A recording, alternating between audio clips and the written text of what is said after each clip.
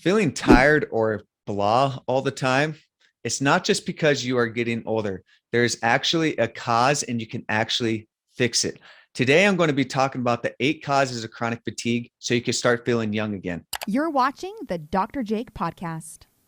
I'm Dr. Jake. I'm a naturopathic medical doctor and an integrative physician in Salt Lake City, Utah. On this channel, I share with you how you can heal your body down to the root cause and get your energy back without harmful drugs or surgery. Be sure to subscribe today to get more videos like this one. I recently filmed a podcast with my co-host, Teresa Marie, in which we talked about the 8 causes of chronic fatigue. Make sure to stick around till the end because we're going to talk about an overlooked cause that most doctors don't look at. So tell us, we've got 8 root causes here. The first one that you have listed on here for us to chat about is the thyroid. How is that? How could that be a possible root cause of somebody's fatigue? Like the thyroid is this organ right here on our neck, right? So our thyroid is such an important organ. It's what makes our metabolism work. And when we say metabolism, a lot of people think, oh, that's weight loss. Well, yeah, if your thyroid is having problems, you're going to have trouble losing weight. But the big thing with the thyroid is it's what's going to make your cells work. It's going to get your mitochondria working. It's what's going to make ATP is what your body uses for energy. So if you're not making enough thyroid hormone, your cells aren't going to be making energy and your body's not going to be able to use that energy. So you are going to be sluggish all the time. You're going to gain weight. You're not going to be able to think as well. You're going to have a lot of brain fog. And guess what? Your digestion is going to slow down and you're going to be constipated. So we need to make sure that your thyroid is working optimally so you aren't tired all the time. And if you've gone to your other doctor and had your thyroid tested, they probably didn't look in detail enough into the thyroid to really identify what's going on. So I know for me, I've worked with you a bit on my own fatigue, and I think we looked at some of the thyroid, and I didn't have like a whole lot of like major hypothyroid or hyperthyroid, some of these issues that you see, but I know that you were able to see it. There was a couple areas that definitely needed some tweaking. But one of the biggest ones that came out in our discussion over my fatigue is what you have listed on the second item on our list. And that is that there could be something going on with our adrenals. Talk to us about that. So our adrenals are a big piece of fatigue too. Now, if you've gone to your regular doctor and you talk to them, be like, hey, I think maybe I've read some things about my adrenal glands, maybe being related to my fatigue. Many times your doctor's going to be like, nah, I don't think so. It's not like they've checked your blood work, maybe. And they say, yo, you don't have Addison's disease or you don't have Cushing's disease. These are major conditions of the adrenal gland. And they don't really understand. They're seeing these big spectrums of the adrenal gland. They're not seeing the in between there of these functional issues that are going on with the adrenal gland when you're making a little bit too little of cortisol production, and that can affect how your body works. So cortisol, what it is what gives us energy. It's what wakes us up in the morning. It's what actually gets us out of bed. So if you're not really feeling energetic when you're getting out of bed, probably you're not producing enough cortisol in response. It's what balances out our energy throughout the day. So if you're feeling tired all day long and then maybe you crash in the afternoon, that's probably related to your adrenal glands. If you have the sensation of like you're wired but tired sensation, that's probably related to your adrenal glands. Or if you have a lot of sleep difficulties, it's probably related to your cortisol also. We also produce something called DHEA from our adrenal glands, which has a balancing act with our hormones. And we're going to talk about that just in the future, but it affects our energy so much. It's a big piece, and a lot of stress is what really usually relates to adrenal fatigue. And with the culture that we have now, with moms that are always busy with their kids, or they're maybe working and dealing with their kids all the time, they're just burning themselves out, or we don't really have a lot of breaks.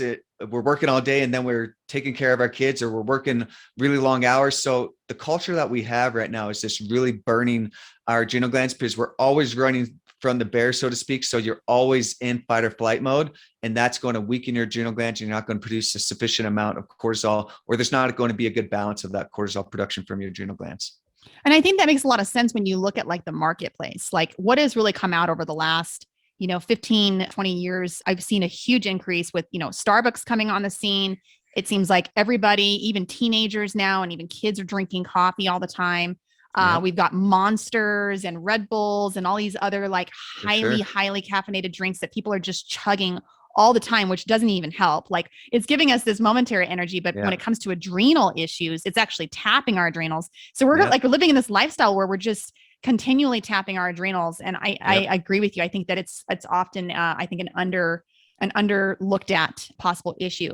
One of the other things I'm noticing about what you mentioned, you talked about thyroid, and thyroids produce that your thyroid produces a hormone, right? Thyroid hormones, right? And then you've got your adrenals, which is producing cortisol and DHA, which are also related to hormones. So we actually have, it seems like, a couple of hormones we don't even think about. Like I know when I think about hormones, I think about like estrogen, but really there's so many other hormones in our body that are really essential for how not only our body works, but how we feel emotionally, energetically, and so forth. So we've got the thyroid hormones, we've got the hormones that have to do with the adrenals. What are some other hormones that could be a root cause of fatigue? So there are so many other hormones, and we maybe could put that in the category of sex hormones. So we have estrogen, progesterone, testosterone. This is made from in women from the ovaries, or it could be made from the adrenal glands also. And then men, they're going to be making their testosterone from their testes, and then they're going to get some estrogen, progesterone from their adrenal glands. And it's all about a balancing act of these hormones.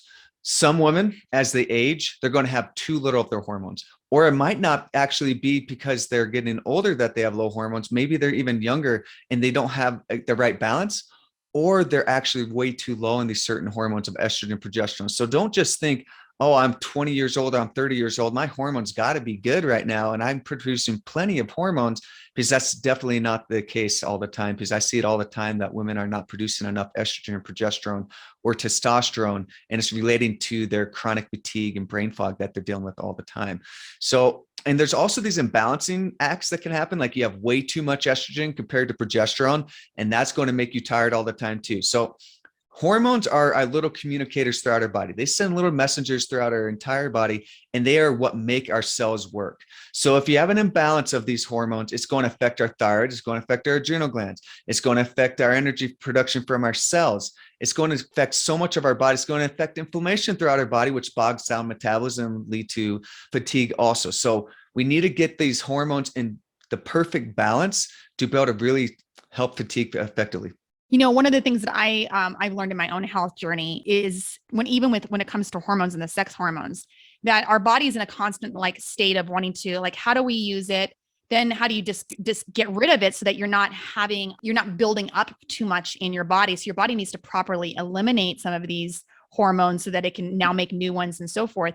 And that the gut is really highly involved in just making sure, like just being involved in that hormonal balance. And I know you have, gut issues on this list as well as, playing a role in fatigue. So we know that part of it has to do with hormones and balancing those out. What else? Like, what are some other reasons why the gut and having gut issues could be playing a role with somebody's fatigue? So gut is a big issue here because it's where a lot of our nutrient absorption is. So let's say you have an inflamed gut, you have a lot of mucus there, you're going to mess with the villi, which are these little microscopic little hairs on the inside of your gut lining, especially in your small intestine. And this is where you're going to absorb all these nutrients. But if you have all this mucus or inflammation covering up these villi, you're not going to absorb these nutrients very well into your body. And for your cells to be able to function, they need a good amount of nutrients, specifically magnesium and B vitamins and vitamin C, to be able to make energy production. So if you don't get that good amount of nutrient absorption, you're going to be tired all the time because of that. Also, what happens when you get this chronic inflammatory response happening in your gut, this is going to cause inflammation to occur throughout your entire body. And this is going to bog down your metabolism, and you're not going to be able to make ATP production as effectively as what your body uses for energy. So the big thing is nutrient absorption and that chronic inflammatory response. A combination of those two is going to really make you feel really tired all the time. It's going to lead to myriad of other symptoms too, but that fatigue is going to be a big one related to you having gut issues. Now, recently you actually, I tried one of your, like you have this like a mushroom complex kind of tea that I guess you would call it a tea or a coffee. It's like a hot type of beverage in it. It's got a lot of different supplements in there that I think are really hitting some of the things you're talking about. One of the things that I noticed was in there in that drink was ashwagandha, which I believe plays a role in like some hormones like testosterone, thyroid, supporting the thyroid, supporting your hormones. The adrenal glands, one of them on the list of ingredients in that tea was cordyceps, which I know for me has been like really helpful in giving me that energy that I want without tapping my adrenals like coffee does. And then there was something else in there. I think it might've been ginger ginger or something else that helped with digestion. Can you Yeah, speak on so a that? big one is yes, ginger helps with your digestion and decreases inflammation throughout your gut. But a big one is chaga. So all these mushrooms that we have in that blend, Terra Brew, the cordyceps, the chaga, the reishi, the lion's mane, all these are good for gut health. But a big one that has a lot of extensive research on it for gut health and inflammatory gut health, especially like ulcerative colitis and Crohn's disease, Mm. is chaga. So it's a great anti-inflammatory and it helps improve your digestion at the same time. So it's really great for your gut. Well, I love that because, we're hitting up on all just a ton of these root causes, and just being able to know that there's something that we could be drinking to just help support all the possible myriad of issues that could be going on in our body that's affecting our fatigue. I think is just, it's so helpful. Okay. Another thing you have on this list, which is related to gut issues, I think as well. I know for me, there's a constant correlation with what's going on with my gut and food sensitivities. Can you talk on that? Yeah. So food sensitivities, is that related to the gut? Yes, it does cause that inflammation that we talked about. It does cause that decreased nutrient absorption, but also let's say you don't even have gut issues. You could have food sensitivities because you're not necessarily maybe going to present with diarrhea or constipation or gas or bloating or any of these type of symptoms, but you could be eating a food that's causing this chronic inflammatory response throughout your body, making your immune system go crazy. And like we talked about, when that happens, it's going to make your cells not work very well. You're not be able to go through this energy cycle. So it's actually quite complicated for you to able to make energy. And when we take biochemistry, like the whole entire first semester is about energy production within the cell. So there's so many things that happen. So if we have these food allergies, it's going to bog down a lot of these mechanisms to go to work effectively, and you're not going to be able to make that ATP to make energy production. So you need to get your food allergies taken care of, because it's going to cause this chronic inflammatory response, going to make you tired all the time. And then it's also just not going to, you're going to be eating all these healthy foods that you think are awesome, but maybe it's broccoli that you're allergic to, or maybe it's an apple that's causing you to not be able to absorb all those nutrients that are great in these foods. So it's very important to find out what foods you might be having a reaction to if you are dealing with fatigue.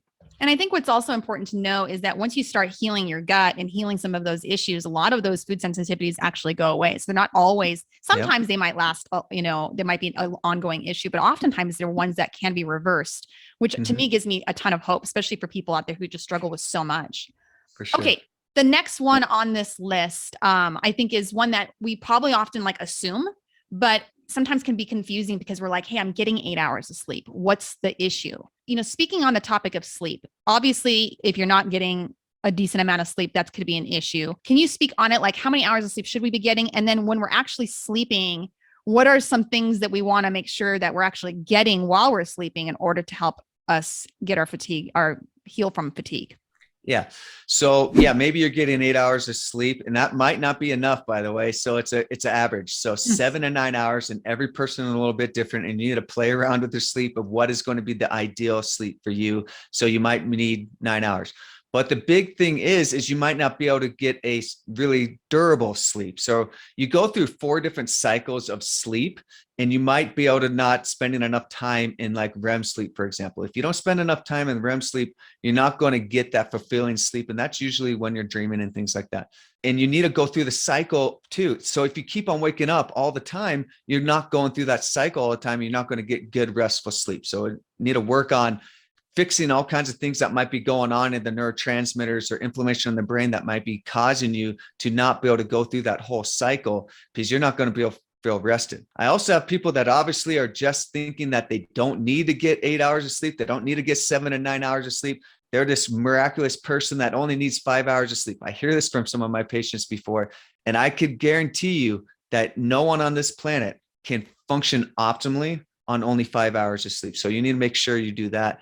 Also, you need to work on helping yourself fall asleep and also stay asleep. So these are big things that we need to work on for you to be able to have good energy production throughout the day. And are you able to, when you work with them, be able to measure or take a look at whether or not they're getting enough REM or whether or not they're getting enough deep sleep? You could do sleep studies and things like that definitely can dive into that. I don't do that personally, but if I feel like they are really having really poor sleep and they're actually sleeping well, they say they sleep throughout the day, I usually send them in for a sleep study. That's not just to see for CPAPs or whatever. You could also see sleep patterns and see if you're going through the cycles appropriately. How do you feel about some of these newest tools that are out, like Whoop, like the Whoop wrist bracelet, the Aura ring, and these types of tools that we can actually wear on our bodies to be able to track things like sleep? They aren't as accurate as the sleep study, but they're pretty good. Sometimes I think that drives people nuts sometimes because they're tracking their health too much. And when we track health too much or we track our bodies too much, there's always going to be a problem. I can guarantee you there. Guarantee But it, I think especially they if you're a can be stressful good. person. That's one thing I have, just a side tangent, is we monitor, like when you're having babies all the time, and we get C-sections really quick, or we induce the mom really quick because we're always monitoring the baby just because of these little fluctuations in their heart rate. And it leads to problems. So just a side tangent there is, yeah, I think those things are good, but don't let it drive you crazy. Yeah, I can understand that. I know my husband, we've tracked sleep before with him, and he's had to get to a place where he only looks at his scores maybe once a week, because if he's doing it every day, it stresses him out. Sure. All right, we've got two more, which I think are really, really important.